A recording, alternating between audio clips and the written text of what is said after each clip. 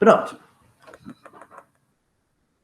Então, boa noite a todos e a todas, né? Estamos muito contentes, eu e a professora Andréa Moraes, né? Sou professora Valquíria Vilas Boas, da área das exatas, eu e a minha super, hiper companheira Andréa Moraes, de Núcleo de Formação dos Professores, de né, muitos anos, né, Andréa? De NPU, na verdade, né?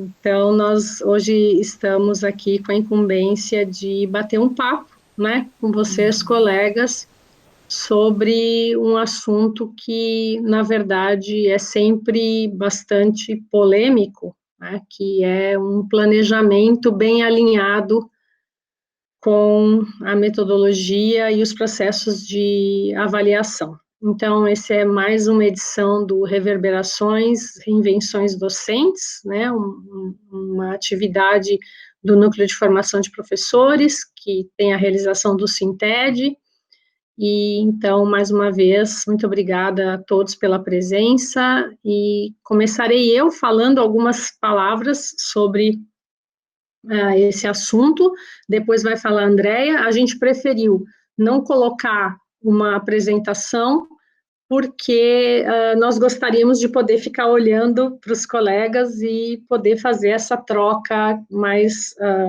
pessoal, né? Porque quando entra a apresentação, a gente fica desconectado de tudo. Então, o tema da nossa conversa, como eu disse, é planejamento, metodologia e avaliação. Nós planejamos dividir essa primeira fala muito rápida aqui em 3 momentos, que é a arte de planejar, a metodologia de desenvolvimento das aulas e as concepções dos processos de avaliação. E, então, como eu disse, eu estou começando falando sobre a arte de planejar. E dizer, né, pessoal, que antes de qualquer coisa, quando a gente pensa em planejar uma aula, planejar um curso, planejar um programa, né, planejar um semestre, enfim, o que quer que a gente vá fazer em termos de planejamento, a gente precisa, se posicionar quanto ao que a gente entende por aprendizagem, né? O que a gente entende de como o nosso estudante aprende, quais são os processos de aprendizagem, quais são as possibilidades desse estudante ser o autor, né, desse processo. No meu caso, né, eu acredito piamente que o aluno é o autor desse processo, então, obviamente, isso me leva para um caminho aonde o meu aluno é o protagonista. Eu sou a mediadora, né, agora nesse momento de educação remota, nós somos os curadores, né, do processo, nós somos responsáveis pela busca dos melhores materiais, dos melhores recursos, enfim, de proporcionar para esses estudantes as melhores condições para que essa aprendizagem ocorra. Então, desse entendimento, né, de saber o que a gente entende por aprendizagem, vai, então, decorrer todas as nossas ações como docentes, o nosso planejamento, né, a metodologia que a gente vai traçar, os recursos que a gente vai escolher e tudo mais. E nesse contexto de tanta mudança, e agora tão disruptivo, né, mais disruptivo do que a gente já dizia que era, né, porque essa pandemia veio mesmo para bagunçar a nossa ordem, né, o planejar não é uma tarefa simples, porque passou a ser um planejamento para uma educação que a maioria de nós não sabia praticar, né, a educação remota. E esse planejamento tem uma importância fundamental, né, do ponto de vista pedagógico e operacional, na medida em que ele vai ter, sim, implicações na forma como o nosso estudante vai aprender. Bem, e então a gente pensa aqui que não importa se eu estou no modo presencial, né, no modelo presencial, ou se eu estou trabalhando na educação remota, ao planejar os meus ambientes de aprendizagem, eu preciso levar em consideração os resultados de aprendizagem que eu pretendo que os meus estudantes desenvolvam, a metodologia de desenvolvimento das aulas e o processo de avaliação e seus instrumentos que tem de estar em consonância com os resultados, né, tem de permitir que esses resultados sejam avaliados de verdade né, e tem de estar em consonância com a metodologia de desenvolvimento das minhas aulas. Nas capacitações docentes realizadas pelo NUPRO, né, nós temos sugerido que os resultados de aprendizagem eles sejam formulados com base na taxonomia de Bloom. Eu acho que a maioria das pessoas que estão aqui participou das capacitações para o TDE e se lembram, né, que a taxonomia que foi escolhida foi a taxonomia de Bloom.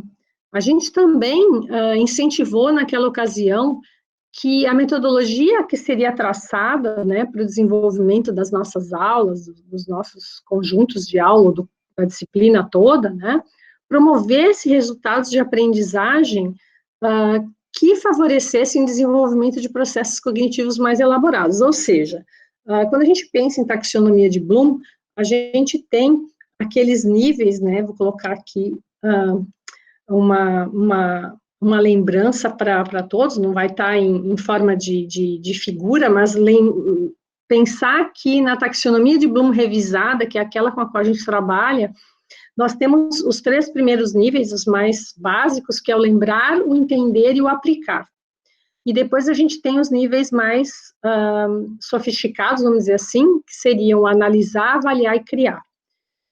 A gente incentivou muito, né, nas capacitações que nós tentássemos desenvolver os níveis mais simples, o lembrar, o entender e o aplicar, nas atividades que a gente pedia para que os alunos desenvolvessem antes do momento da aula, né, do nosso encontro com os estudantes.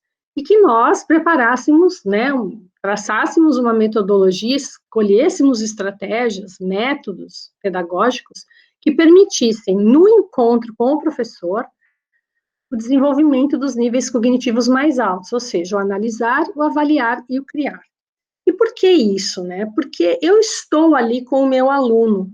Então, ao invés de eu ficar simplesmente colocando para ele conceitos, repetindo coisas que estão no livro-texto, eu tenho que aproveitar aquele momento de interação com o estudante, e agora, né, tanto remoto, né, ou seja, eu na minha casa, né, e ele na casa dele, ou ele no trabalho dele, no período de parada, enfim, eu tenho que aproveitar aquele momento para tentar desenvolver esses níveis cognitivos mais complexos, né?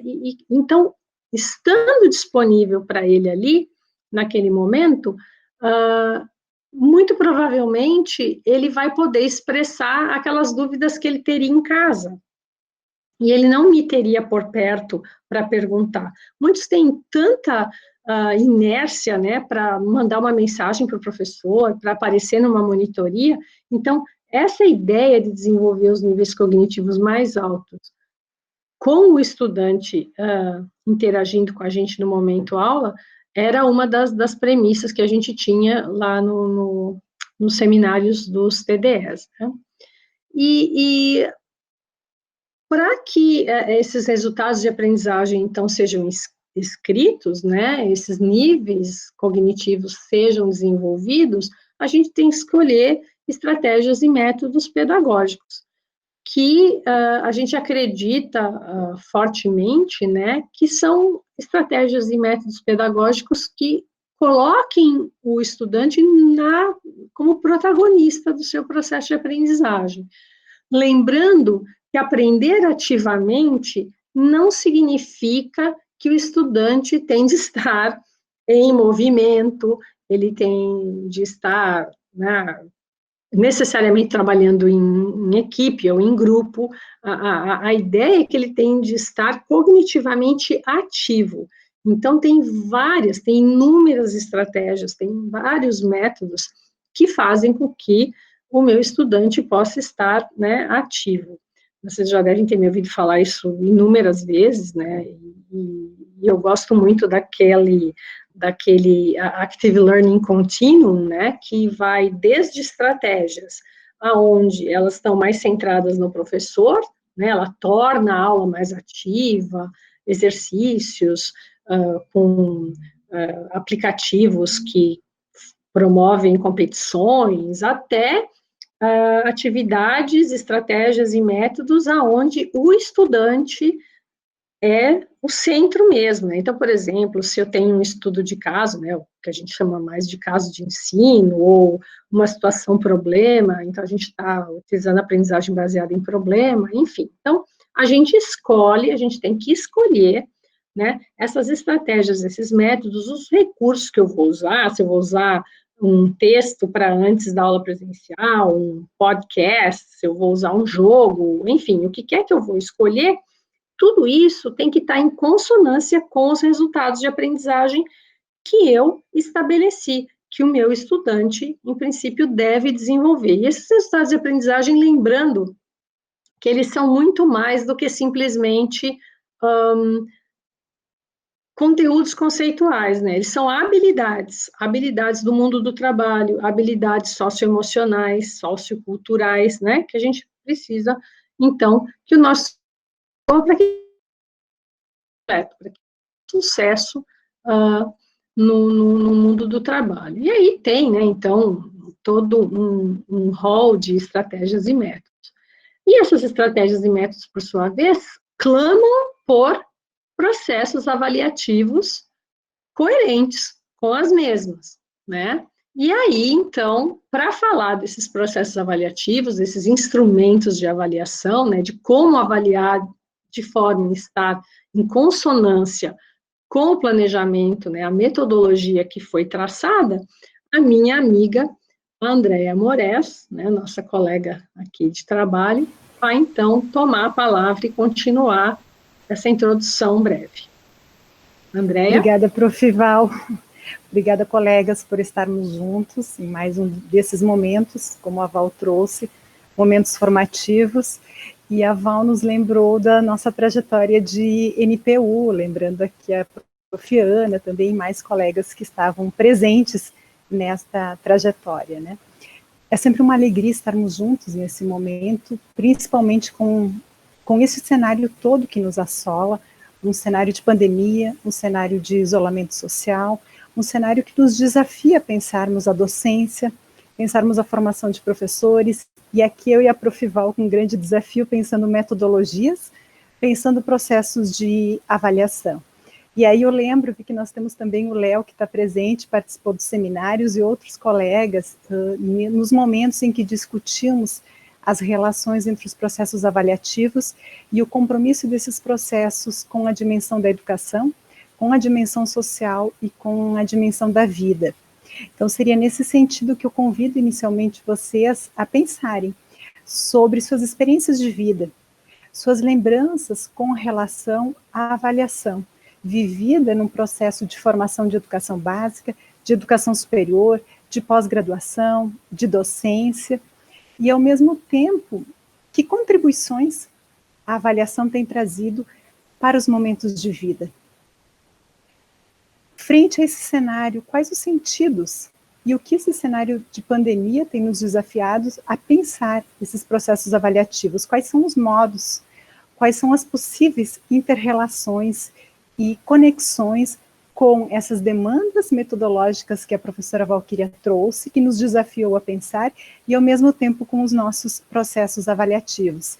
E aí eu lembrei de uma das professoras, a professora Benigna Vilas Boas, que ela faz menção a essa discussão do processo pedagógico no ensino superior, e ela enfatiza a importância do docente universitário conhecer a trajetória de vida dos seus estudantes e trazer essa dimensão dos processos avaliativos, inclusive para valorizar experiências ou para ressignificar outras experiências, trabalhando a dimensão da relação da educação básica com a educação superior, trabalhando a dimensão da avaliação enquanto processo formativo e de emancipação.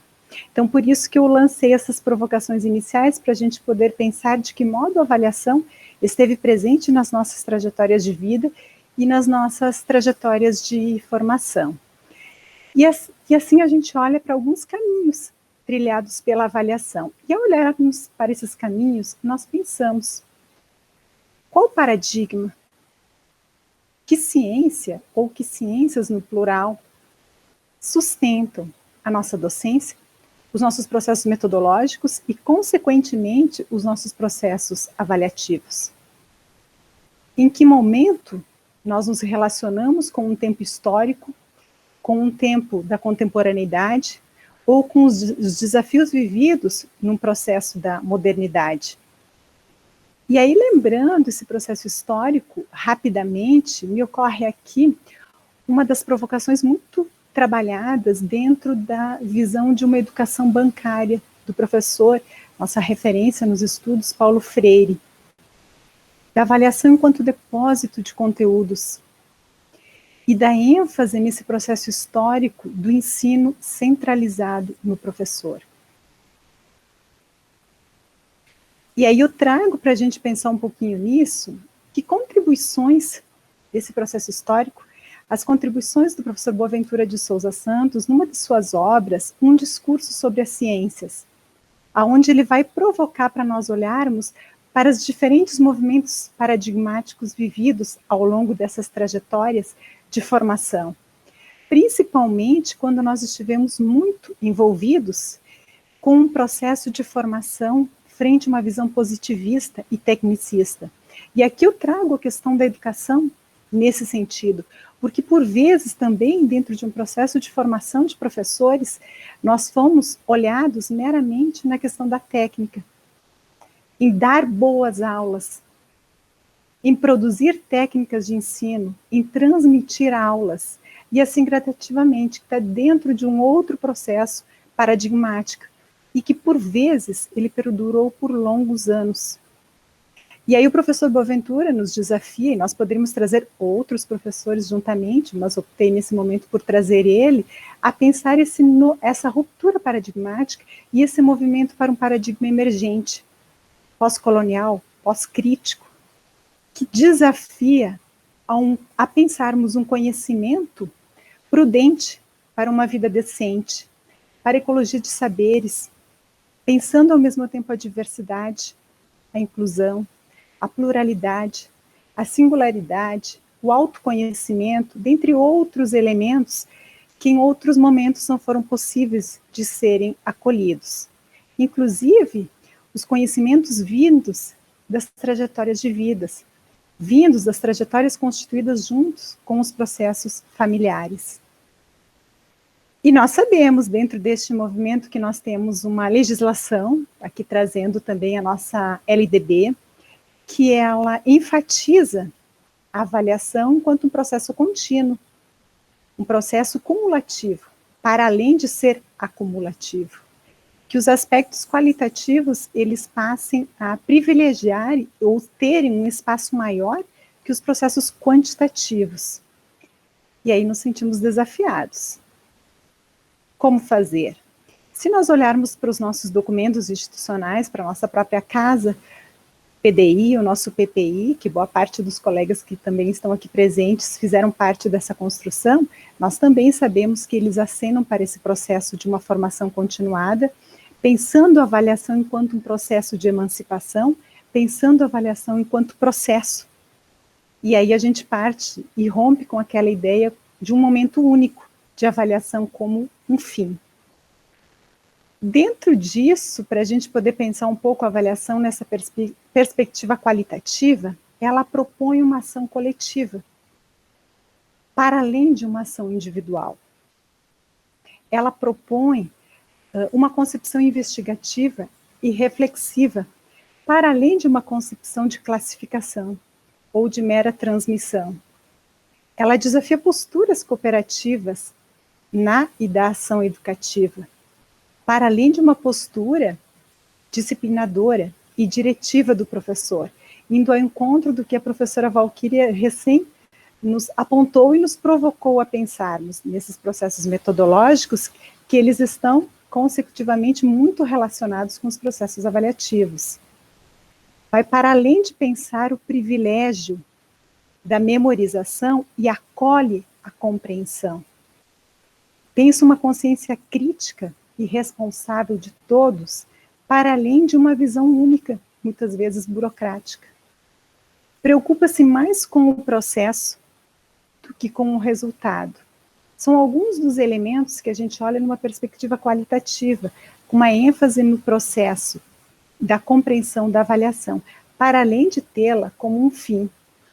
E aí, se nós olharmos para esse cenário de estudos, pesquisas, práticas avaliativas, nós vemos diversas concepções que acenam a essas referências, a essas experiências. Nós poderíamos aqui trazer uma das professoras gaúchas, a Jussara Hoffmann, que trabalhou com avaliação mediadora. Nós temos o professor Celso Vasconcelos, que também esteve conosco, não faz muito tempo na UX, que trabalhou com avaliação da perspectiva dialética libertadora.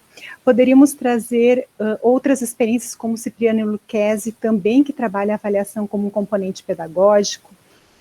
O professor Philippe Perrenoud, que trabalha a ideia de avaliação da excelência, a regulação.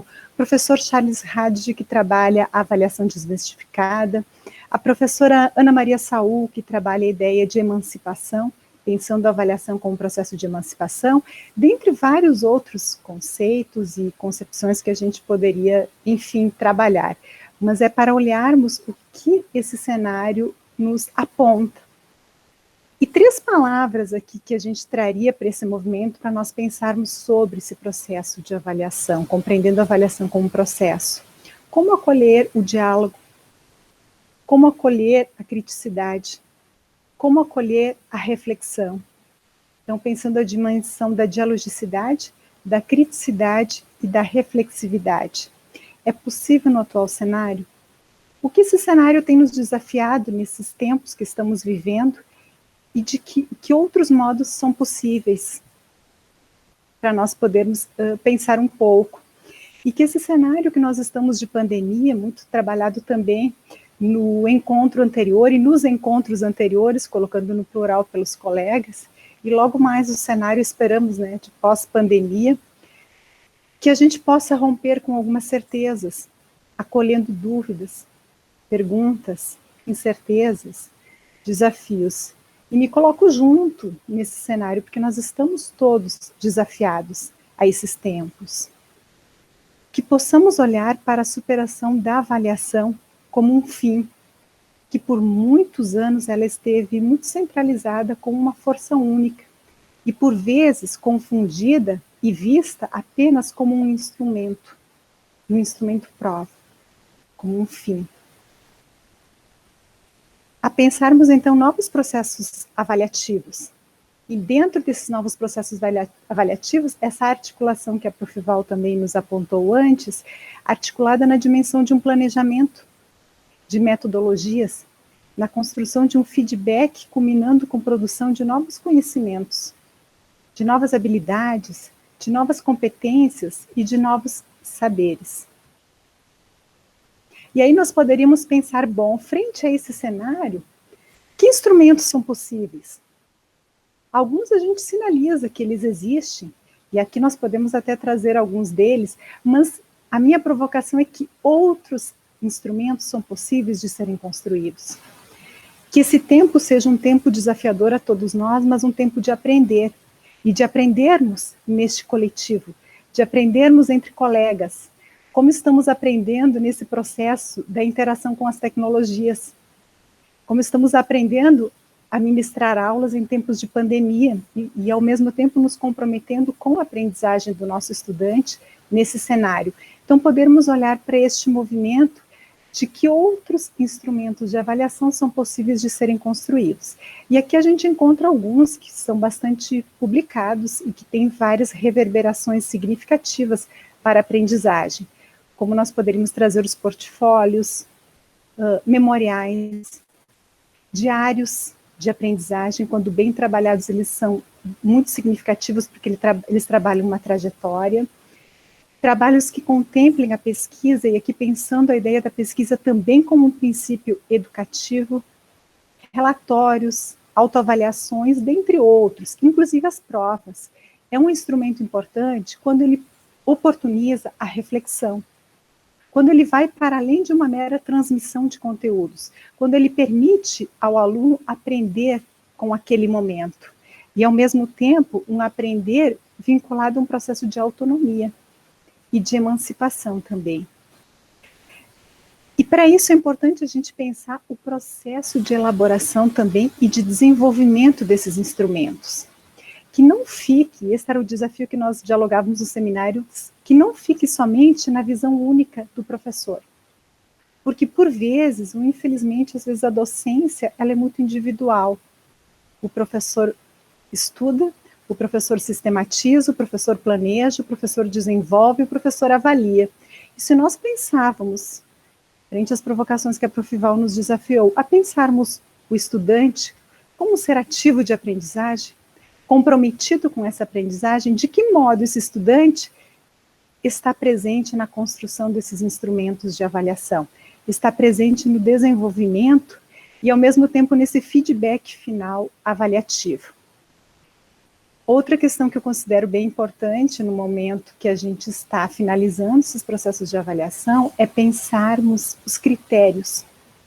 Que critérios de avaliação estão presentes neste momento que nós estamos avaliando? Estão claros esses critérios? O nosso estudante conhece os critérios, ele fez parte da construção desses critérios. São algumas das questões que a gente coloca para pensar e para o nosso debate agora, porque a ideia era uma fala de 5 minutos, mais ou menos, aí a Profival. Mas antes de encerrar, eu trouxe uma dimensão um pouco da literatura junto com esse momento dos estudos.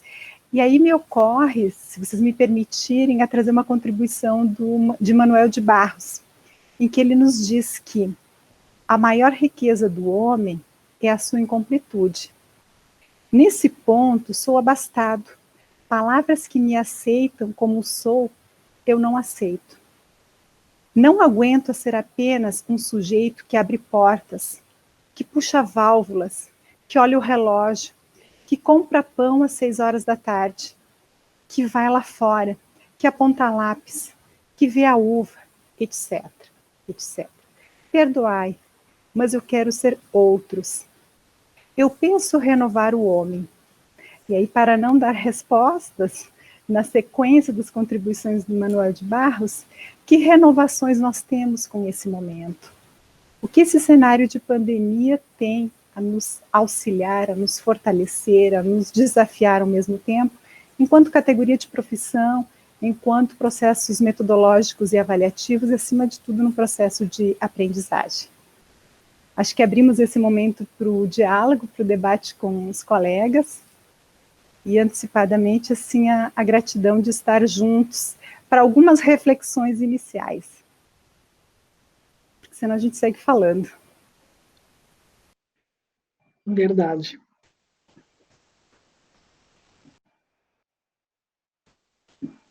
Andréia, tem uma pergunta no chat da Adriana. Você consegue acessar? Ótimo, se puderes. Vou acessar agora, então. Vamos lá. Tá bem. Estou pedindo desculpas que eu estou em pé, porque a minha coluna está acabada. Então, eu quase não consigo ficar sentada. E aí, fico me movimentando nos equilíbrios do computador, na estratégia que a gente faz nos nossos espaços de casa. Mas já estou acessando. Então, Adri, se me permite, vou ler indicação de algum autor para leitura sobre o trabalho com diários de aprendizagem. Sim, depois a gente pode, inclusive, compartilhar experiências sobre os diários de aprendizagens, e assim a gente pode trazer vários outros. A própria Benigne, tem outras pessoas também que trabalham nessa construção. Eu posso te passar depois, sim, Adri. Vai adotar isso na disciplina de álgebra? Ótimo. A gente pode compartilhar essas experiências, Prof. Adriana, e inclusive fazendo uma construção juntas. Se você quiser, eu me coloco à disposição depois para poder dialogar sobre. Mas o que é o essencial, assim, importante, é a construção do estudante junto neste diário. Junto, que eu digo, é com o professor, com a turma, com o colega, ao mesmo tempo tendo como referência os estudos da disciplina, mas para além deles. Para além do que o professor desafia o estudante no momento de aula, que outras possibilidades ele traz que engrandece a sua aula, a sua aprendizagem. E é isso que vai trazer o diferencial nos diários de aprendizagem, o modo como eu me coloco para aprender neste momento. Então, depois, Prof. Adriana, a gente pode dialogar sobre isso. Ó, a prof. Valéria está pedindo se você poderia passar para todos. Ótimo, passo. Obrigada. Eu queria fazer um comentário, Andréa. No computador, as diversas referências. Andréa, eu queria puxar, então, aqui uma pergunta, né? Então, se eu vou usar, por exemplo, diários de aprendizagem, certo? Que tipo de condução, estratégia, metodologia eu vou traçar que culmina com os diários, que casa com os diários, né? Que tem consonância com os diários? Porque, de novo, né? O instrumento de avaliação tem de estar em consonância com a metodologia traçada, com as estratégias e os métodos escolhidos. Então, dá um exemplo para nós. O que você diria? Isso. Primeiro, que assim, ao trabalhar com os diários de aprendizagem, a gente não pensa apenas numa metodologia. Por quê? Porque o processo construtivo, ele precisa permitir outros processos metodológicos. Então, o que é importante a gente pensar qual é a concepção que referenda esta metodologia? E aí a Val trouxe uma delas, tá, Val?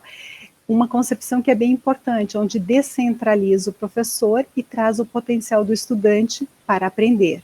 Alguns autores trazem como metodologia ativa, como sala de aula invertida, e aqui a gente poderia trazer várias, né, Val? Eu sei que a Val trabalha com isso e você citou vários exemplos também. O que é importante é, sim, nós temos como referência o estudante.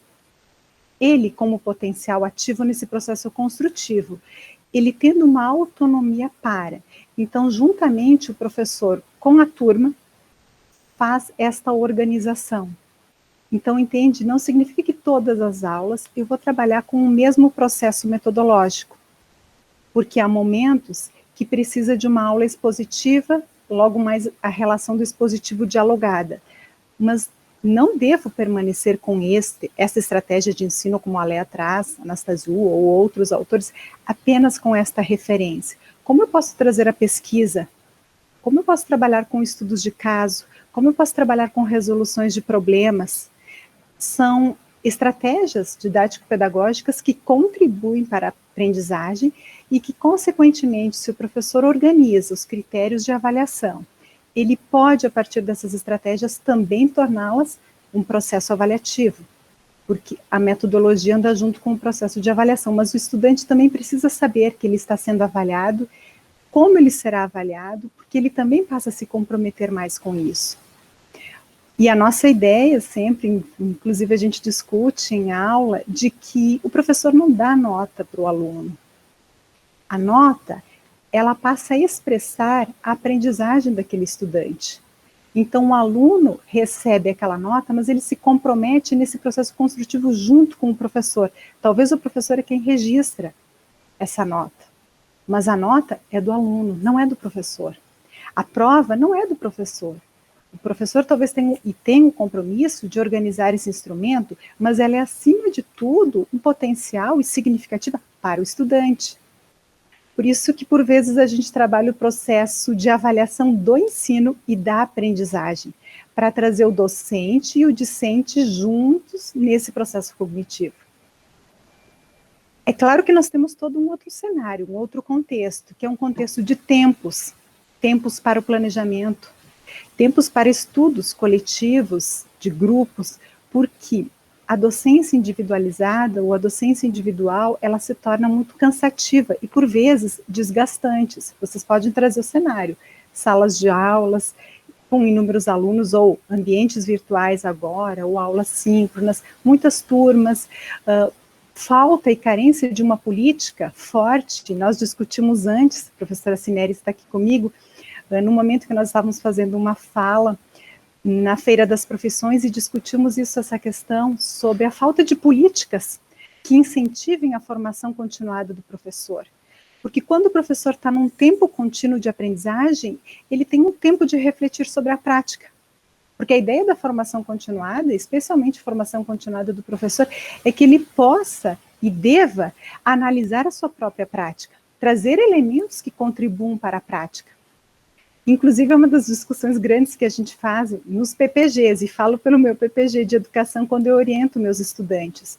Uma das provocações que eu digo, faz sentido para te investigar esse momento, realizar esse projeto tem que ser um projeto de vida, para além de um projeto de uma dissertação, de uma tese, ou de um TCC na graduação, ele tem que ser um projeto de vida. Aquele momento que a gente está no estágio aprendendo, é para além de um momento obrigatório de um currículo, tem que trazer o encanto e o pertencimento com uma profissão, o reconhecimento a ela. Claro, não colocando apenas uma questão ideal, assim, gostaria de ter essa sala ideal, essa escola ideal, essa turma ideal. Não, vamos trabalhar com o real, o que nós temos, com os problemas que nós temos. E como trazer esses problemas para os diários de aprendizagem, um exemplo, e torná-los significativos. Então, essa é a ideia. Eu queria fazer uma complementação nessa questão dos diários de aprendizagem, que você citou a questão do PPG. E eu e a professora Laurete, que está aqui também nesse momento, participando dessas reverberações, nós, por vários semestres, estivemos juntas numa disciplina do PPG-CIMA, que é Fundamentos de Aprendizagem Ativa. E nessa disciplina, então, a cada encontro, nós trabalhávamos com os estudantes uma estratégia ou um método de aprendizagem ativa.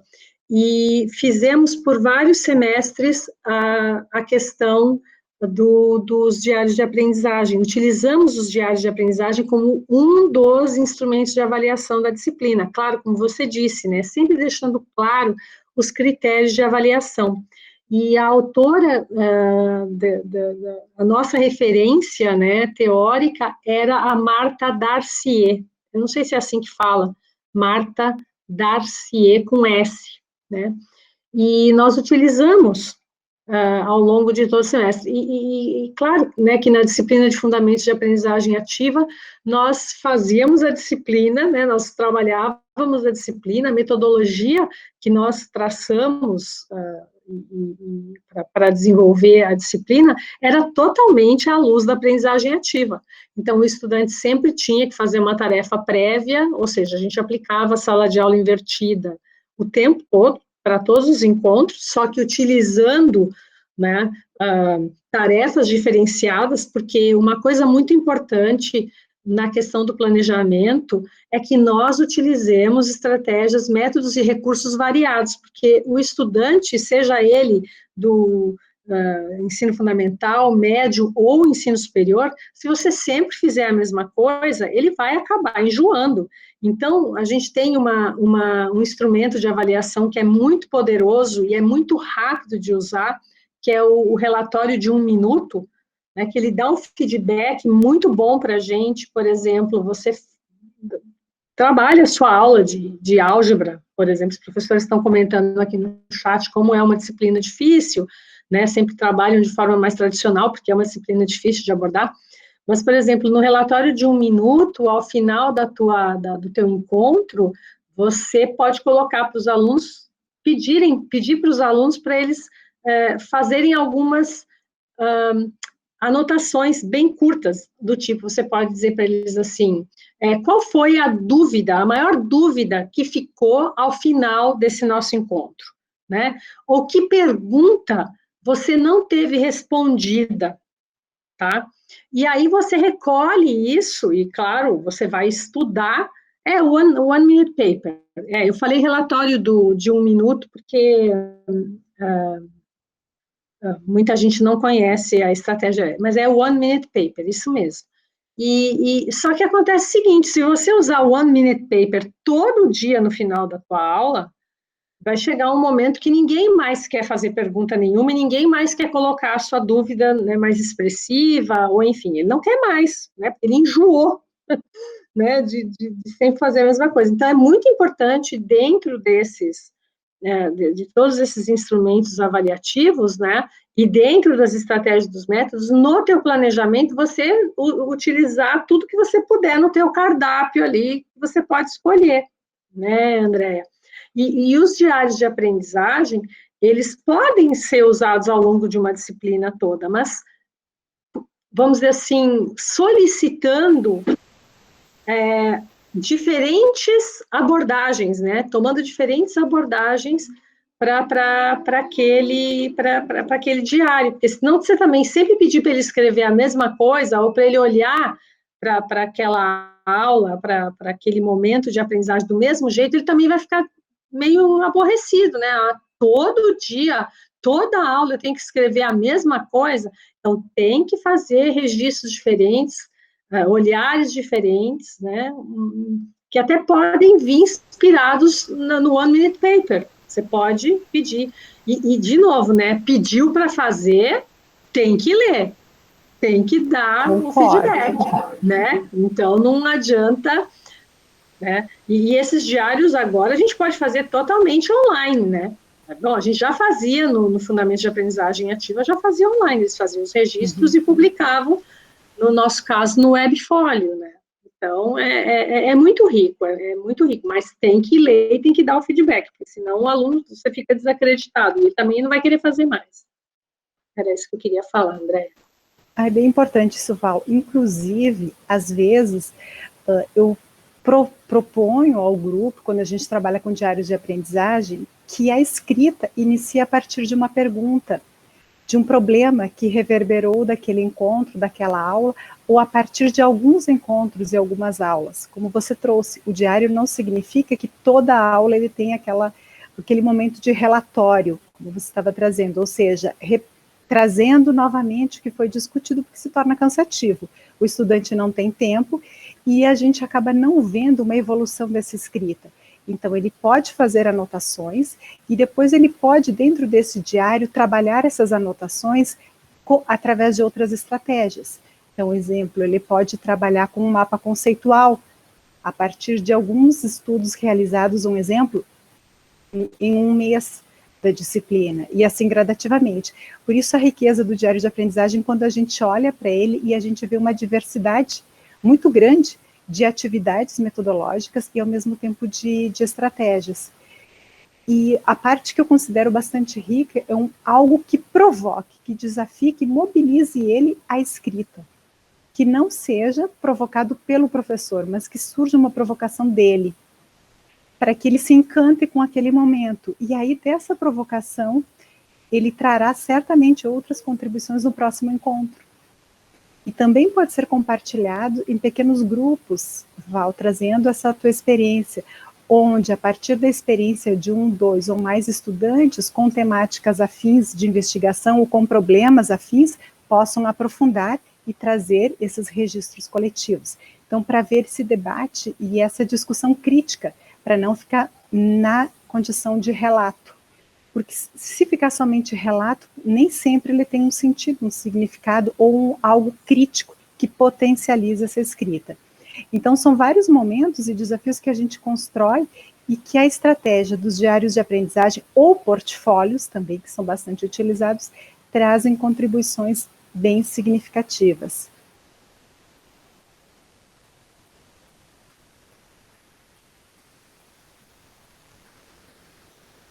Eu queria falar também para vocês de uma ferramenta muito interessante que foi desenvolvida em Harvard pelo Eric Mazur, o mesmo cara famoso do Peer Instruction, e outros colaboradores dele, que se chama Perusol.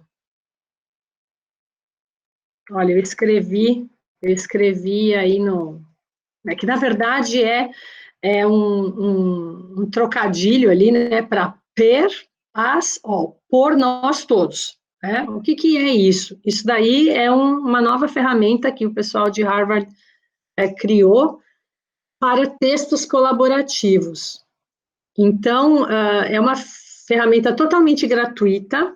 A única coisa que pode dar um pouco de complicação é o fato de que, claro, ela está toda estruturada na língua inglesa, né? Mas, para o professor, por exemplo, de línguas, que nem a Valésia, que está nos assistindo aqui, ou mesmo para outros cursos aonde a gente sabe que, pelo menos no projeto pedagógico tem lá que uma das habilidades é a comunicação em língua estrangeira, né? No das engenharias tem, certo? Então, o Perusol, ele permite que o professor, inclusive, avalie o aluno a partir da ferramenta. Por quê? Porque a ferramenta, ela vai fazendo uma estatística de quanto cada aluno está contribuindo para a construção daquele texto. É muito interessante. Então, você pode usar livros, textos, para serem lidos e debatidos, né? Então, assim, olha, é sensacional. É muito, muito, muito, muito, muito, muito, muito legal.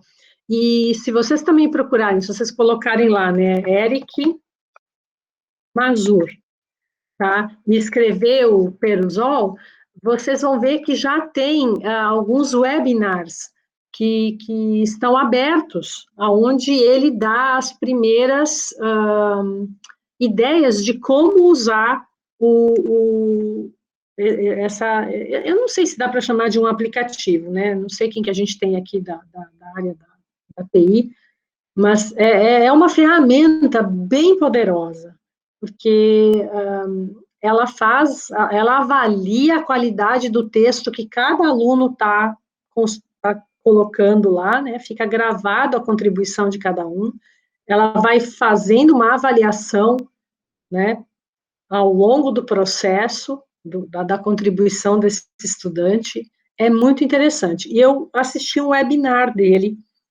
falando sobre isso, e no caso, era um webinar interativo. Então, a gente fez, na ocasião, né, uma experiência, ele dividiu as pessoas em grupos, né, era uma sala do Zoom, então ele dividiu as equipes, e nós construímos um pequeno texto em cima de um determinado assunto que ele propôs. E, obviamente, de acordo com a nossa contribuição, nós fomos sendo avaliados. Cada grupo, né, tinha o seu componente, e cada componente a sua avaliação. Então, avaliava a qualidade do trabalho e a qualidade da contribuição de cada um. Então, a Valésia acho que vai adorar uma coisa dessas, né, porque trabalha com a língua inglesa, então os alunos vão poder usar mesmo, e quem está em cursos onde realmente a segunda língua é uma das habilidades a ser desenvolvida, né, eu acho que vale a pena também, sabe? Então, é o mesmo autor do Peer Instruction, né, o Eric Mazur, mas, de novo, vou repetir aqui, Perusol é a ferramenta. Bastante interessante. E funciona, né, muito para trabalhos colaborativos. Ainda por cima tem mais essa, né, que é uma ferramenta que pode ser usada em estratégias de trabalho colaborativo. Enfim, fica a dica.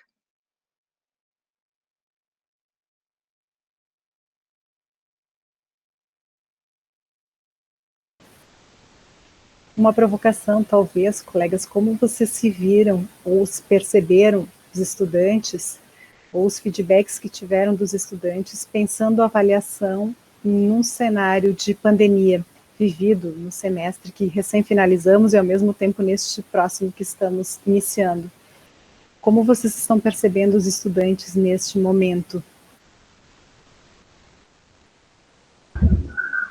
Acho que eles estão mais tranquilos, né? A gente pode dizer, a grosso modo, que eles já sabem o caminho da roça agora, né?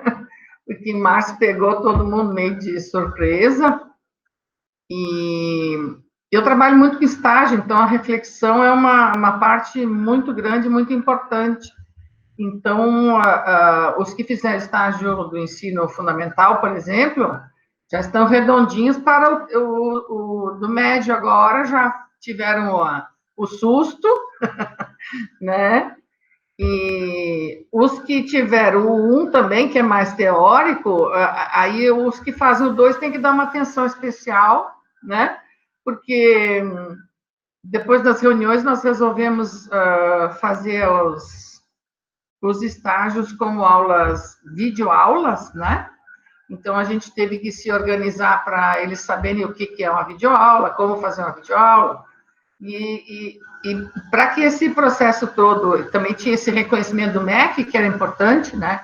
Então, para que esse processo todo tivesse um reconhecimento, então eles prepararam as 10 unidades, que eles têm que preparar de qualquer forma, a unidade com 10 aulas de 50 minutos, mas eles tinham que escolher uma para dar essa aula para os colegas e para uma banca de 3 professores, eu e mais 2.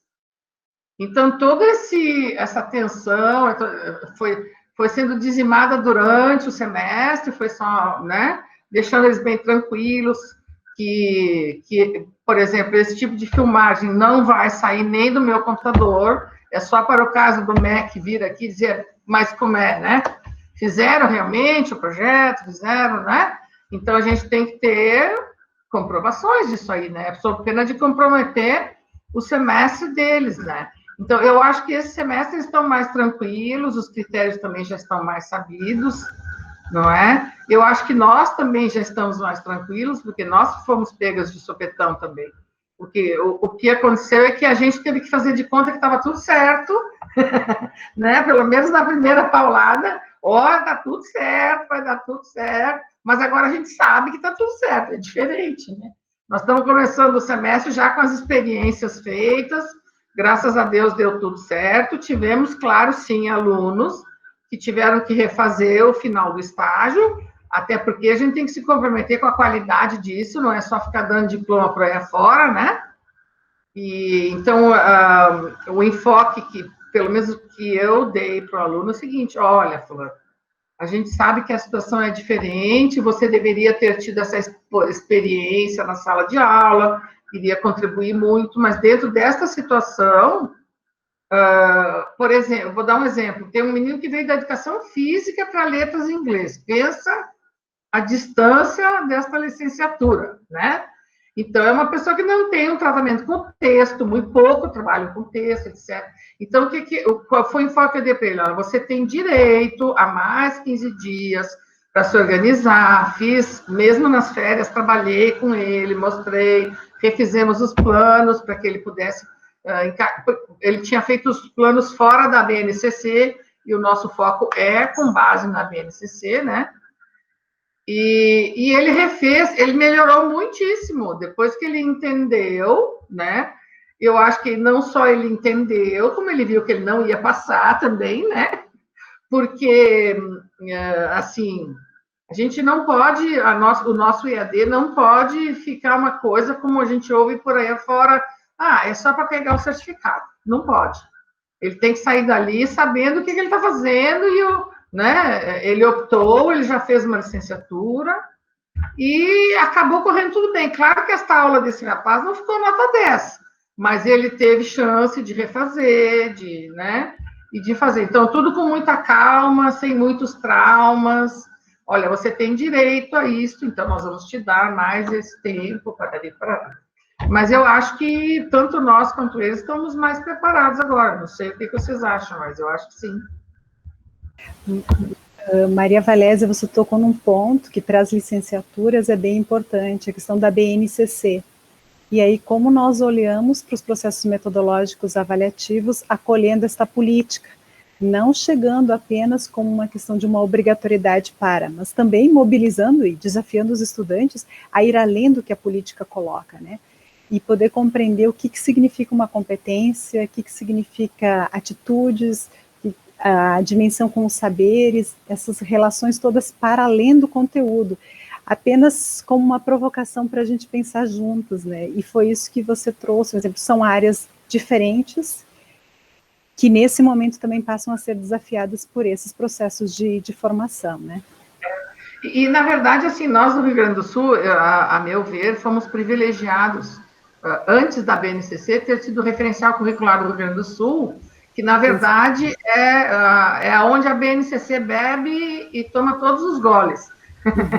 Né? Porque quem organizou a BNCC, o referencial do Rio Grande do Sul, pelo menos no inglês, foram professores da URGS, foi a professora Margaret Schlatter e o Pedro Garcês, né? E quem assessorou a equipe da BNCC foi a Margaret Schlatter. Então, a minha caminhada ficou mais fácil. A nossa, né? Todo mundo que fez esse trabalho lá na época no referencial curricular, ficou mais fácil do que para os outros grupos dos outros estados, não é? Então, eu já venho batendo, né, eu já sou chamada a senhora BNCC. Eu bato nessa tecla, né? Mas cadê o teu gênero textual? Onde é que estão as tuas habilidades e competências?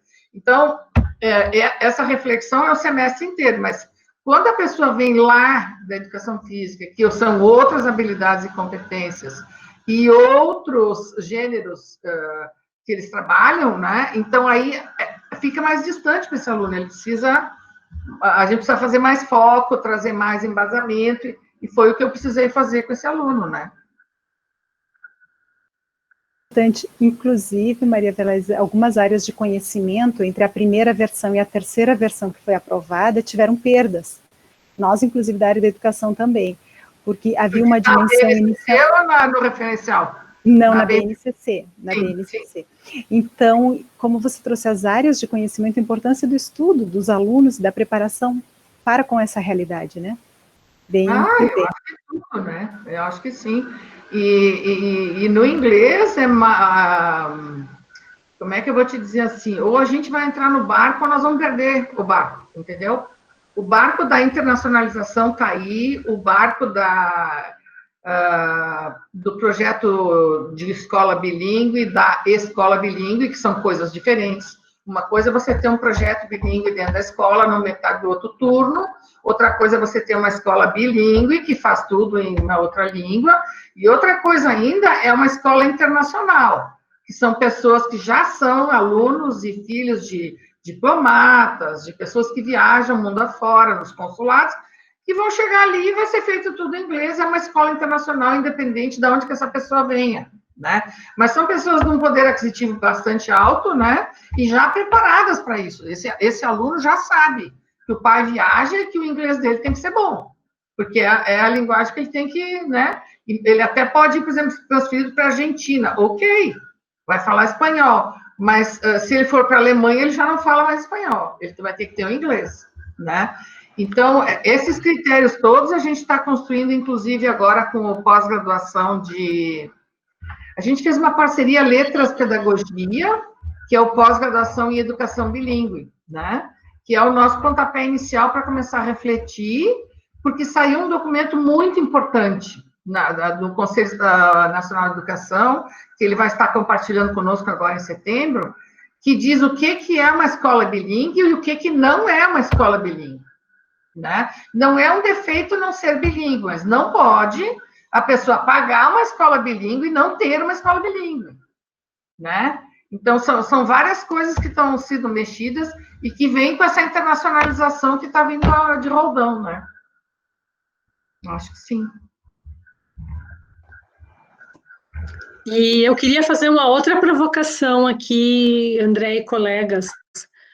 Dentro das orientações que o NUPRO passou para os colegas, né, da questão da avaliação nesse novo formato da educação remota, como é que vocês lidaram com isso? Como é que vocês fizeram, né? Que tipo de instrumentos vocês utilizaram? Vamos falar um pouco sobre isso, né? Também aqui, já que a gente teve de se adaptar, né, a esse novo normal e também no novo normal os processos avaliativos mais convencionais aos quais a gente estava acostumado não se adequaram, né, assim automaticamente, porque não dá mais para fazer uma prova com todo mundo sentado um atrás do outro.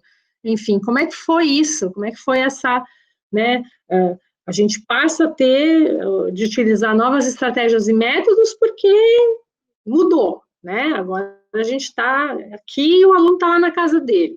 E também tem que avaliar de forma diferente. Vamos contar um pouco, né, sobre isso, como é que foi as nossas dores e alegrias nesse novo contexto.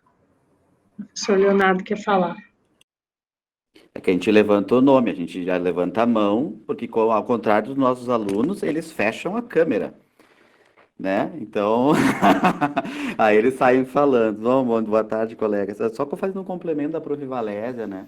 Enquanto universidade, tem uma reverberação muito interessante que a gente mostrou para o mercado, e muitas transferências estão chegando aos nossos cursos justamente por essa reverberação.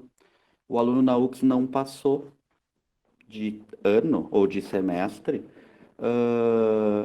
porque não teve a prática no momento do semestre. E ele está tendo a prática agora.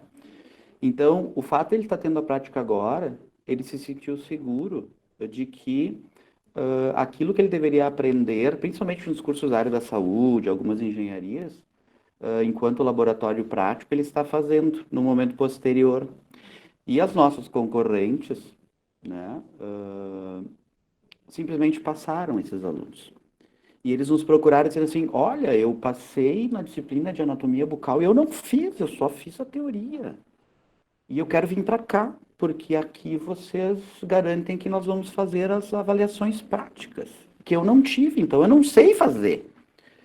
Então, a rapidez que nós tivemos em comunicar aos nossos públicos, de que nós estávamos preparando, nos preparamos por um período, que reformulamos métodos, que nas licenciaturas, por exemplo, a CRED Vacaria questionou se teríamos que fazer um documento para poder, dizendo que os alunos poderiam fazer o estágio de forma síncrona. Mas, meu Deus do céu, tu vai estar na aula igual? Por quê? Não, tem que ter um documento para dizer que a gente aceitaria o estágio academicamente. Então, vejam que não é só um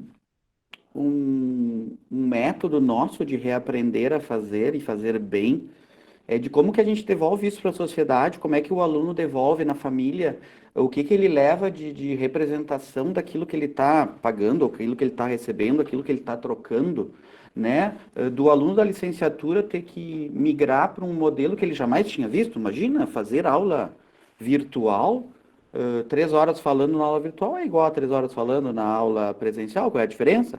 Se tu não tem o quadro, né? Mas de ver as crianças, eu vejo meus filhos, esse dia eu tive que intervir numa avaliação da prof, porque às 7h30 tinha polichinelo lá na sacada. Eu digo, prof, desculpa, nós moramos no 3º andar, né? E ela e a estagiária estavam fazendo a avaliação, e era o método não estava errado, né? Então, nós reverberamos para os nossos públicos uma tranquilidade, uma coisa de cada vez, a prof. Nilda gostava de dizer, onde hoje, como a Valésia dizia, nós estamos efetivamente preparados. E os nossos alunos perceberam isso, a nossa matrícula está num nível bem interessante, né? E terminado isso, no meu caso, né, eu dou aula do TCC, enfim, e dou uma disciplina de gestão estratégica. O sabor dessa disciplina é que qualquer coisa se torna estratégico para eles. E os meus alunos, ontem, quando eu terminei o contrato de aula ontem, porque a matrícula termina domingo, né? Eu disse a eles, vamos falar sobre as avaliações. E aí fiz o acordo de avaliações com eles, disse para eles que eu não ia fazer trabalho em grupos, porque eu comecei a observar alguns alunos vindo cancelar e etc. Disse, o trabalho em grupo é muito ruim, porque os colegas continuam dando desculpa que não tem tempo, mesmo sendo aula síncrona. Antes eles diziam que eles não podiam vir na UX. Agora eles entram na aula síncrona. Então eles entram na aula síncrona e deixam a câmera desligada e desaparecem. Então, obrigado, prof, que você não deu trabalho em grupo, que a gente foi acordando isso, né? Não que o método seja errado, mas o aprender do aluno, para mim, ele ficou melhor e deu um resultado histórico no modelo de avaliação a partir de casos de ensino que eu uso com eles na gestão, aonde o resultado em dupla, ele é melhor do que o resultado individual. Mas uma simples inversão da técnica, um ajuste da pergunta, fez com que ele tivesse que produzir, a partir de um caso de ensino, que eles não são acostumados a trabalhar, um posicionamento deles enquanto futuros gestores, afinal eles estão 6º, 7º, 8º semestre. E ao mesmo tempo nos TCCs, o que eu percebi, terminando a minha fala, é que os alunos do TCC, para mim, sofreram mais, principalmente os alunos, no caso da administração do TCC 1, porque eles necessitam muito da professor, que obra que eu pego? Professor, eu preciso ali na biblioteca. Então, nesse ponto, eu senti um pouco mais de dificuldade e de atender alunos em qualquer horário. Então, precisa que eu te atenda no domingo às 8 da noite? Não tem problema. 9h30 da noite, professor, pode me atender depois da aula? Posso, não tem problema. Então, também trouxe um facilitador e de disponibilidade nossa. Nós tivemos que ficar muito mais tempo disponíveis aos nossos alunos. Muito mais tempo disponíveis aos nossos alunos. E eu acho que isso também reverbera para eles um acolhimento diferente do acolhimento da sala de aula, que era uma vez por semana. Então, eu acho que a gente realmente, como a Valéria disse, nós estamos muito mais preparados, mas as demandas dos alunos passaram a ser um pouco mais elaboradas no segundo semestre. Para mim, elas começaram a ser um pouco mais elaboradas. Era isso, obrigado. Obrigada, A prof. Alice vai falar, gente. Obrigada, Leonardo. Agora a prof. Alice Marcha. Bom, boa tarde a vocês.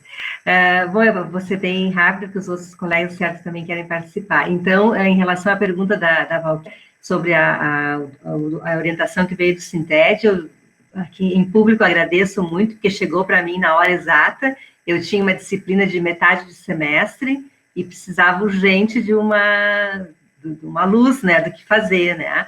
Então, a disciplina começou ali em março e início de maio ela estava acabando, né? Então, eu utilizei aquela orientação como processo, né? Também seguindo um pouco do que o Leonardo estava falando, essa disciplina antecipa o TCC1, o projeto.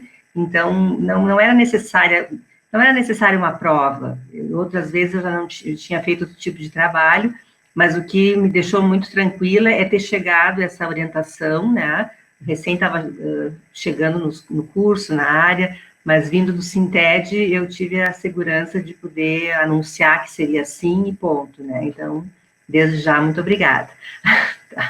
E essas alternativas que vocês colocaram, né? Ou isso, ou aquilo, leitura, exercício, deixar a nota em aberto. Eu, por definição, não gosto muito da nota em aberto, porque nós temos muito aluno de final. Eu tenho do início do curso, mas os de final de curso estão já se preparando para, né, o término, complica muito essas últimas matrículas, se tem disciplina em aberto, na classificação e tudo mais, então, gostei muito dessas possibilidades que vocês sinalizaram, né? E em relação a que eu queria comentar da Valéria a respeito da internacional, não é necessariamente o curso, não tem a ver necessariamente tanto quanto é o inglês, né? Mas só para também compartilhar uma experiência, os nossos alunos, mesmo que estejam fazendo o curso regularmente, estão muito estimulados por intercâmbio ou para depois fazer um pós fora, né? E tem situações que, essa vez,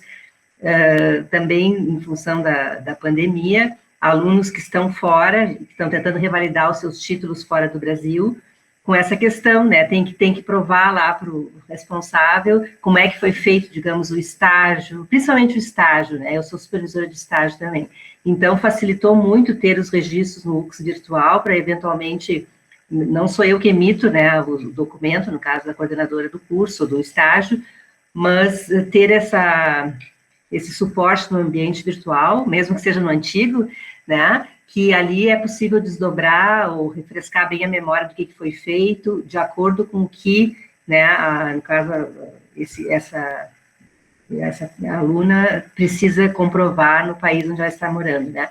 Então, eu acho que nós temos muitos desafios, né, então, como eu disse, mesmo cursos que não têm esse enfoque quanto comércio exterior, os idiomas e tudo mais, mas tem sido uma tendência do nosso aluno jovem a querer, né, às vezes, sair, e não é só um intercâmbio pontual, mas realmente quer se estabelecer fora, e nós temos que ter esses documentos, né, então, por isso as avaliações, sejam quais forem, né, se prova, ou portfólio, ou diário, que eles estejam disponíveis, né, não é possível mais estarem na gaveta de uma professora, né, se nós tivéssemos no armário, estaria perdida, né, então, seria isso, né, de que nós temos todas as ferramentas, mas às vezes, né, temos que deixá-las muito de acordo por essas demandas que daqui para frente devem vir muito, né. Era isso, obrigada. Acho que cada vez mais mesmo, Alice. Acho que sim. Sim. Muito obrigada, né, Alice, o Leonardo também, a Valésia, por estarem compartilhando, né, conosco as experiências e como nós dissemos, né, acho que seria interessante que a gente pudesse, esse espaço é um espaço para nós conversarmos, né, para nós compartilharmos as nossas felicidades, os nossos sucessos, as nossas angústias. Então, por favor, eu acho que cada vez que a gente conta, né, que a gente coloca aqui a nossa história, a gente ajuda o outro colega que às vezes está vivendo uma situação parecida. Então, a provocação continua, né? E ficamos felizes, né, Andréia, porque realmente aquele instrumento dos processos de avaliação foi uma construção de grupo no Nupro/Sinted, e a gente fica bem feliz de saber que ele chegou em boa hora para muitos de vocês, né? Então, continua aqui quem quiser fazer pergunta ou contar um pouco da experiência, né, dessas escolhas das metodologias nesse momento e dos instrumentos de avaliação. Nossa querida Sônia abriu o microfone. Vai falar, Soninha. Boa tarde. Eu queria agradecer as falas da professora Valquíria e da professora Andréia. Sempre é um desafio escutar e se pôr nessa situação do presente, né? Do presente não só como escala temporal, mas como um presente. Nós estamos tendo oportunidade de ter um presente. Bom, o que eu quero falar são apenas duas questões. A primeira delas é um pouco do que se passou como professora, assim. Eu me senti invadida na minha casa quando abri a câmera, me sinto até hoje, e compactuo essa experiência com muitos dos alunos, que no início se sentiram invadidos. Eu não sei, a UCAS tem uma variedade, uma diversidade de alunos com uma diversidade financeira, né? E alguns alunos relataram a vergonha da sua casa e, no paralelo, me solicitaram não abrir. Alguns alunos não têm espaço de estudo e estudavam na mesa de jantar da família, onde toda a família estava no horário da aula. Então, eu acho que também tem esse olhar, né, que quando um aluno se encerra atrás de uma câmera, tem várias questões. Quando um professor tem que se encerrar, tem outros elementos políticos, econômicos, sociais, né? E que eu acho que, para mim, vou falar da minha experiência, o que me tocou profundamente, o que me fez um outro olhar para o espaço da sala de aula. E me lembrou muito as minhas experiências de alfabetização de jovens e adultos em classes populares. Então, assim, queria dizer para vocês que teve um aluno que disse, professora, a casa dos meus professores da UC são todas bonitas, eu não tenho coragem de abrir a minha. Então, eu também queria trazer essa experiência, esse lugar do aluno, de fazer essa escuta. E fiquei me problematizando o quanto não estamos fazendo uma educação burguesa. E eu estou me colocando no discurso, né? O quanto eu não me afastei, por vezes, desse lugar. E que talvez seja um presente poder revisitar, depois de tantos anos, olhar essa posição, fazer escuta para essa outra posição. Esse era o primeiro ponto. O que me pegou muito pessoalmente, emocionalmente. E também fiz, como o professor já relatou, eu fiz abrir uma coisa que foi extremamente violenta, abri meu celular, minha vida pessoal, para atender muitos pelo celular, porque não tinham ou não pagaram internet. Então, eu ligava para 3 alunas, especialmente, para passar a aula, conversar sobre a aula no domingo à noite. Uma delas fez a recusa total, mas a gente conseguiu, junto com a coordenação, cuidar e trazer ela até o final do semestre, tá? Ela se sentiu extremamente desesperada com as tecnologias. Um segundo ponto que eu queria falar é sobre avaliação. Tem muitas experiências, assim, mas eu queria falar especialmente de uma que eu fiz e que talvez, que eu faço presencial e que eu experimentei à distância, assim, síncrona, e fiquei... o que eu posso dizer que o que me foco, o meu foco, muitos conhecem aqui a minha linha teórica, é na aprendizagem. Eu acho que os meios do ensino, eles são uma multiplicidade. E eu acho que eles são sempre uma bela desculpa para os professores seduzir e encantar. Então, nós temos muitas linhas, né? Então, bom, eu vou falar de um propósito que eu fiz, talvez um pouco diferente, André, do que foi dito aqui. Os alunos fizeram a prova, os alunos executaram a prova e os alunos corrigiram a prova. Então, houve prova, mas foi uma prova que foi conduzida a partir de todos os estudos do semestre.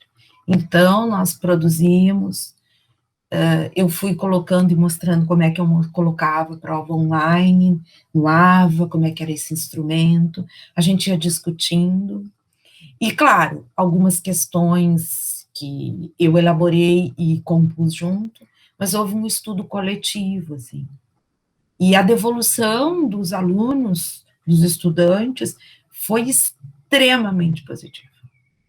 Eles me colocaram que eles efetivamente descobriram, e é uma fala muito ingênua, diria Paulo Freire, mas eu acho que é da ingenuidade do professor e não do aluno, de uma criticidade do aluno.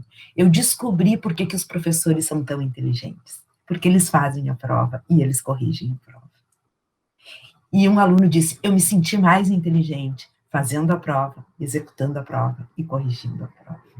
Então, eu queria dizer isso para vocês, assim, que eu faço isso presencial, mas foi a primeira vez que eu fiz síncrona, e me surpreendeu positivamente.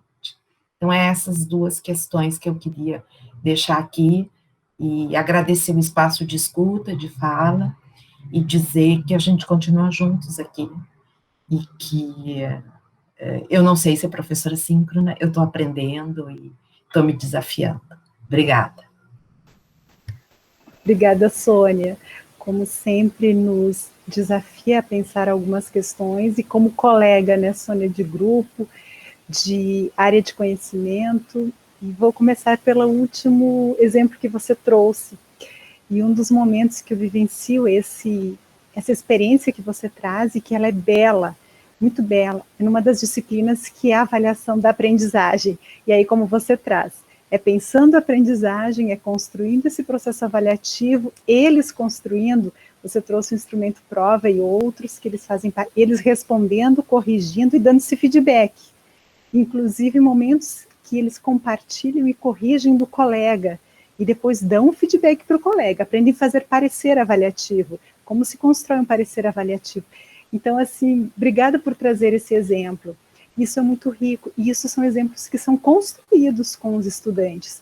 É para além de pensar exemplos já produzidos, já realizados, é construído com eles, né? E em cada momento é uma construção artesanal, que a gente diz, trazendo palavra por palavra, exemplo por exemplo ali presente. Obrigada por teres trazido. E também me sinto na condição de estar aprendendo nesse cenário pandêmico, e me sinto muito desafiada.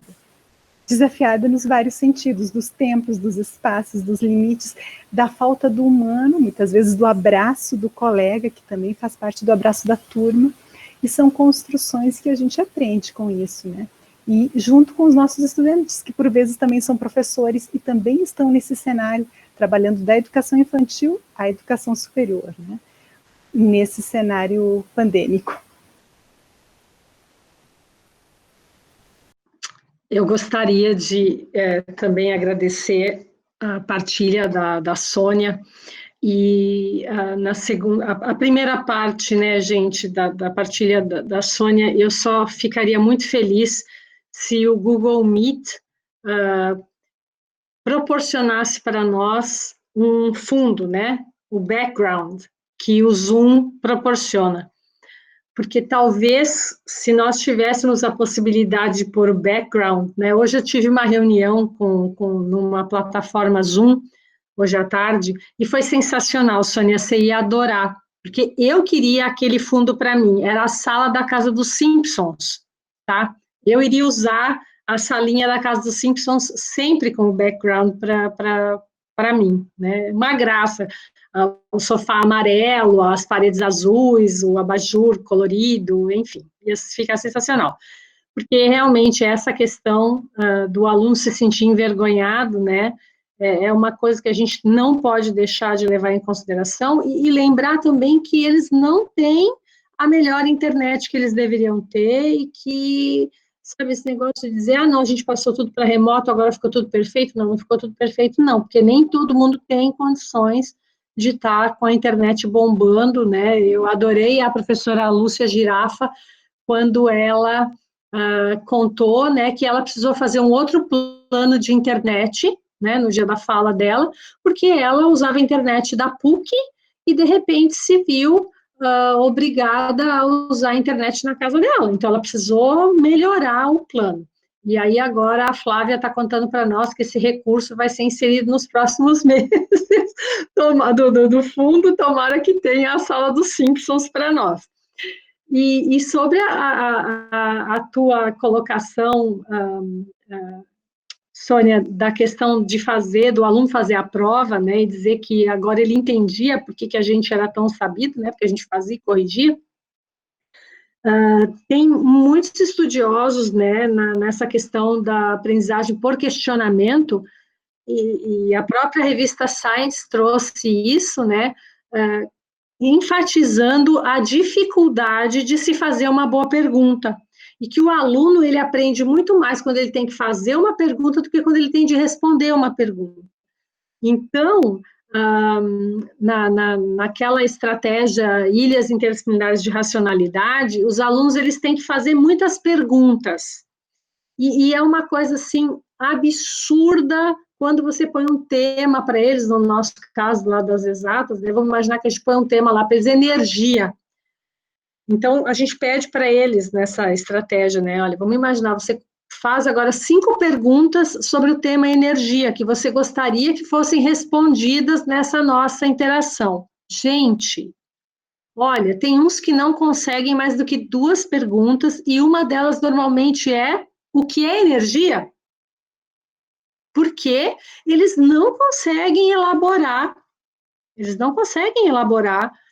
nada além do que é energia, e normalmente, às vezes, umas perguntas que não tem nem pé nem cabeça. Então, é um instrumento, né, fazer perguntas, fazer uma prova e depois responder a própria prova, é um instrumento avaliativo poderosíssimo, porque na complexidade da pergunta elaborada, nós vamos poder avaliar se o nosso aluno está aprendendo, né, está desenvolvendo as habilidades, né, as competências que a gente quer que ele desenvolva dentro daquela questão. Então, também a gente deixa aqui, né, a Sônia disse, a gente deixa mais essa dica, né, colocar os alunos a fazer perguntas, porque fazer pergunta é muito difícil. É muito difícil, e avalia, sim, se o nosso aluno está dominando aquele conceito, se ele está aprendendo, se ele está desenvolvendo as habilidades conceituais, enfim, procedimentais que ele precisa, tá? Então, super legal que a Sônia compartilhou isso para a gente poder, inclusive, poder lembrar e falar disso daí. Fazer pergunta é muito difícil. Obrigada, gente. Aqui me ocorre agora, só para a gente pensar num contexto de vida, quando a criança chega na escola, as inúmeras expectativas, as inúmeras perguntas que ela faz à professora.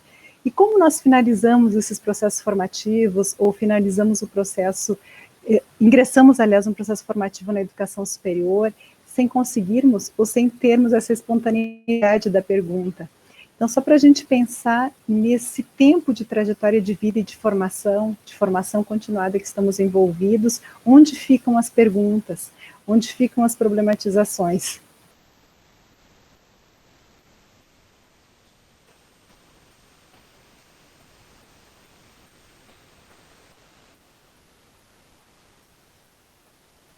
talvez pelo tempo, Val? A gente chegou aqui no horário, né? Esses nossos encontros, em princípio, são planejados para serem no primeiro vespertino, e a gente está vendo que as pessoas estão começando a sair, porque provavelmente tem que preparar as suas aulas, terminar de preparar, se preparar para o próximo encontro, né? Para o próximo ambiente de aprendizagem. Então, realmente é muito bom, né, vê-los todos aqui, saudade de todos, como disse a Sônia ali, né, muita saudade de todos, saudade do abraço no corredor, né, da troca de 2 beijinhos, mas que bom que a gente tem essa oportunidade de estar aqui compartilhando, né, de novo esses nossos momentos enfim, aprendendo juntos sempre. É muito bom isso, é muito bom esse espaço, e que bom que a UX continua há mais de 27 anos, 28 anos, apostando na nossa formação, né? Então, a gente tem que bater palmas para isso, porque não são todas as universidades que sabem fazer ou que abrem espaço para os professores fazerem. Então, se a gente tem que terminar, Ana Lúcia Buogo, nossa chefa. Chefe, não! A Valquíria estava falando. Compromisso de encaminhar materiais para a Adriana. Não, é a capitã do Reverberações, ela e o Daniel, né, são olha aí, capitães, né, os dois, capitães. Os guardiões. Os guardiões, né, do tempo e do espaço. Então, eu queria dizer que foi, assim, um prazer imenso, né, ver os colegas, estar aqui com vocês, dividir esse espaço com a Andréia, né, de novo, com alguém com quem a gente tem aprendido muito, né, eu que sou uma aprendiz da pedagogia, assim, uma entusiasta dos estudos de ensino e aprendizagem, né. Então, muito obrigada, Andréia, por estarmos juntas aqui, né, foi prazeroso desde a hora que a gente começou a falar, o que é que nós vamos falar, né, Andréia, foi um prazer, e, enfim, eu encerro a minha fala aqui, passo para a Andréia, e depois, a hora que vocês quiserem, é só desligar, tá? Um beijo para todos, muito amor, e fiquem todos bem, né, muito saudáveis, vocês e todas as suas famílias. Eu quero, né, Daniel e Dani, queremos agradecer, né, a Flávia colocou a preciosidade de trabalhar com pessoas, o nosso grupo todo constituído do núcleo e do Sinted, professor Valquíria, prof. Andréia, nós agradecemos muitíssimos, vocês também são parte dessa equipe, e dizer que nós estamos trabalhando nos próximos episódios, na sequência do Reverberações, e brevemente vocês vão receber o convite para a próxima temática. Obrigada, Ana, obrigada, Val, obrigada, colegas, por estarem juntos nesses diálogos que nos constituem docentes, né, nesse processo construtivo. E, Val, realmente foi uma grande alegria estar contigo desde o princípio, lembrando trajetórias. Eu fiquei de encaminhar material para a Adriana, depois encaminho. Adri, você ainda está aqui conosco, né? Isso, depois ou se puderes, deixa o e-mail, senão eu ia procurar o teu e-mail para passar material, porque são diversos. A ideia é nunca ficar com um único autor como referência de leitura, mas mais de um. E é sempre um prazer estarmos juntos e aprendermos juntos nesta caminhada. Muito obrigada. Gratidão a todos vocês, especialmente a Val. Deixa eu só fazer uma falinha rápida, assim, eu sei que já se foi o tempo todo, né, e a gente sempre cuidou para que a gente encerrasse realmente no tempo, né, mas agradecer, né, a Andréia e a Valquíria, né, que assumiram o papel de conduzir essas falas hoje, né, e dizer para todos, assim, que o Reverberações e Reinvenções é um projeto que está no início, mas que se propõe a ser um espaço de troca, de conversas, de todas as áreas de conhecimento, né, e tudo que se faz dentro da instituição, num momento, vamos dizer assim, histórico e quase dramático, né, que nós estamos vivendo, a gente precisa otimizar esses espaços, né, e principalmente otimizar todas essas trocas transversas, né? Eu fico assistindo muito essa dimensão dos aspectos pedagógicos de outras áreas, porque eu sou de uma área muito específica, assim, né? Que se encaixa de uma forma, às vezes, quase incômoda dentro da academia, né? Porque a gente lida com muita prática, né?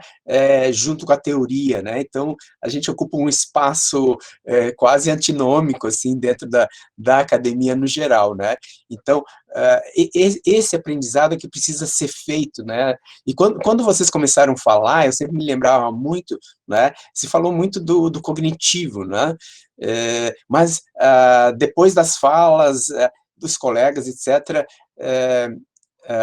ficou claro, né, que o trânsito é muito maior do que o cognitivo, a gente fala da taxonomia, né, e onde é que está o afetivo e o psicomotor, né, certo? A gente fica muito assim, porque na nossa área é muito natural a gente lidar com as 3 dimensões, porque senão não sai o projeto, né? Porque o tronco da nossa formação ele é prático-teórico, entende? Então é fácil fazer esse círculo, né? Claro, temos algumas disciplinas que são especificamente teóricos, então a gente fica mais numa dimensão, né? Mas esses desafios que aqui estão agora, né? No momento que a gente está vivendo, está obrigando todo mundo a transcender um pouco mais, né? Quem estava muito habituado a ficar numa dimensão agora, né, pelas próprias práticas que foram apresentadas aqui, né, a gente automaticamente acaba transcendendo, e isso é muito bom, né, e para isso a gente precisa conversar com muita gente, para saber das experiências que estão rodando por aí, né, porque senão bate um desespero, né, e a conversa que ajuda. Muito bom ter vocês aqui, né? A gente quer constituir de uma forma muito forte e todos que se sentirem à vontade de trazer temas, sabe? Não é? Sintam-se à vontade de conversar conosco, sabe? Não é? Nós não somos um Sinted, um núcleo que está criando isso, né? A ideia é provocações, né? Reverberações e reinvenções de todos, né? Todo mundo que tiver interesse de constituir temas, não é? Trazer sugerir pessoas, né? É essa a ideia, tá? Disponibilizar, discutir, a ser né, uma das pessoas a promover os debates, qualquer colega da instituição está convidado, né? É essa a ideia. Só queria dar essa palhinha, assim, legal, né, no final. Obrigado, gente. Obrigada, muito bom ter todo mundo aí. Fiquem com Deus, bom final de semana.